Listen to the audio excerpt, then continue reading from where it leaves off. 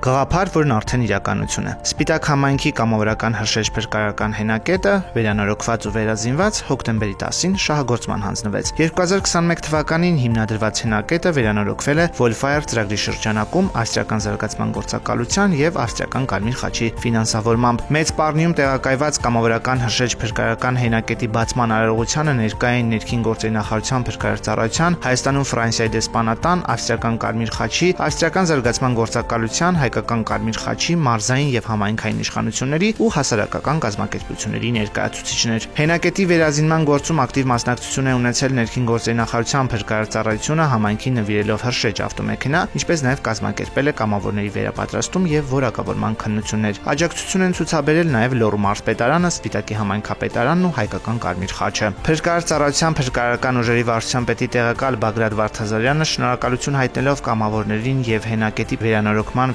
վերազինման գործում իրենց ներդրումն ունեցող կառույցների ներկայացուցիչներին ընդգծել է կամավորական մշակույթի զարգացման ուղղությամբ գործնական քայլերը։ Ավստրիական Կարմիր խաչի ծրագրի ղեկավար Թիերի Ժերարը շնորհավորելով հենակետի կամավորներին նշել է, որ ավստրիական ընկերությունն այս կերպ աջակցություն է հայտնել Սպիտակ համայնքին։ Ներքին գործերի նախարարության փրկարար ծառայության ներկայացուցիչները որակավորված կամավորներին հանձնել են կրծքանշաններ։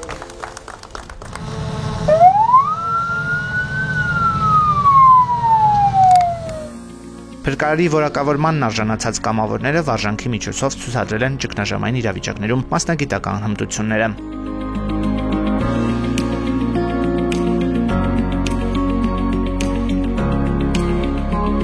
Համայնքներում կամավորական հրշեջ փրկարարական ինստիտուտի ներդրումը բնակչության անվտանգության ապահովման, ճգնաժամային իրավիճակներում արագ արձակագրման համատեքստում կարևոր քայլ է։